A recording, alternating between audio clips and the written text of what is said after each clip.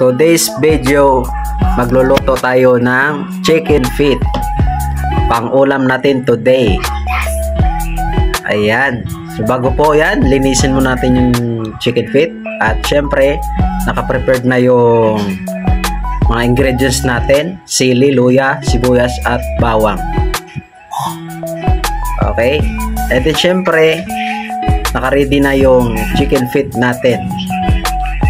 So bago yun, magpakulo muna tayo. Pakuluan muna natin yung chicken feet natin para lumambot po siya. Ayan, lumambot na po. Sobrang dali lang. And then, tanggalin natin.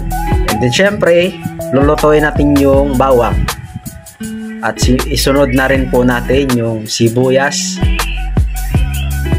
Ayan. After that, ilagay natin yung luya.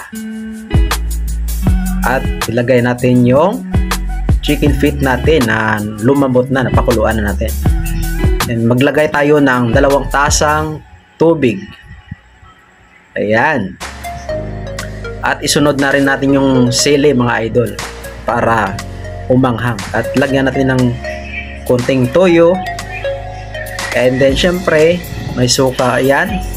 At lagyan natin ng 2